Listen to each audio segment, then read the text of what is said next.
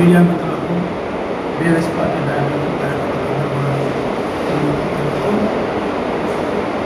పీయూష్ జోషి ఏదైతే నివేదిక కోర్టు సమర్పించిందో అది ఒట్టి తప్పుల తడక, ఇది పీయూసీది కాదు పీసీసీది అని కోర్టు కొట్టుపట్టేసింది.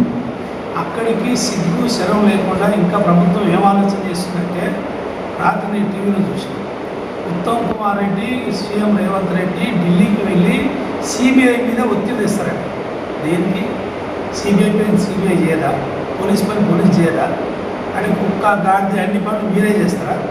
అలా చుట్టప్పుడు ఆ వ్యవస్థలు అవన్నీ తీసేసి మీరే చేయండి. అర్థం లేనటువంటి ఇదంతా ఏంటంటే కేసీఆర్ని, హరీష్ రావుని జైల్లో పెట్టాలి.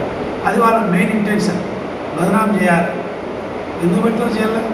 1,00,000 కోట్ల అవినీతి జరిగిందంటే 94,000 కోట్ల ప్రాజెక్టు 1,00,000 కోట్ల అవినీతి జరిగిందా? అక్కడ ఏమైనా జరిగి ఉంటే, వాళ్ళ తప్పు కనుక ఉండుంటే అంత పెద్ద హైకోర్టు ఎందుకు వాళ్ళు వదిలేస్తుంది? ఆ పని ఏదో కోర్టు చేస్తుంది కదా.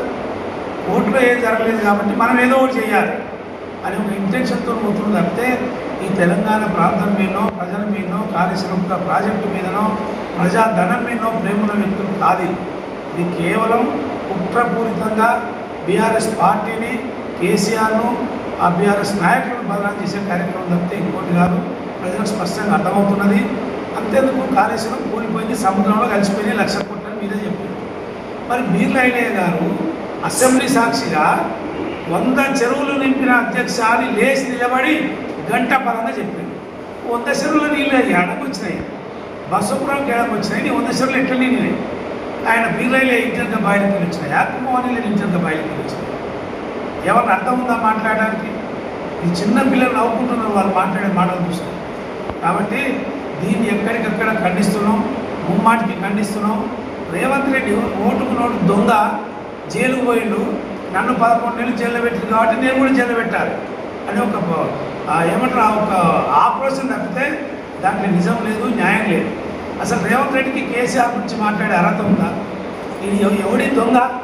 తెలంగాణ ఉద్యమంలో ఏడవలేడు, తెలంగాణ ద్రోవుల సంఘం అనుకుంటా, తెలంగాణ ద్రోవుల బూట్లు నాకుంటా కూర్చున్నాడు.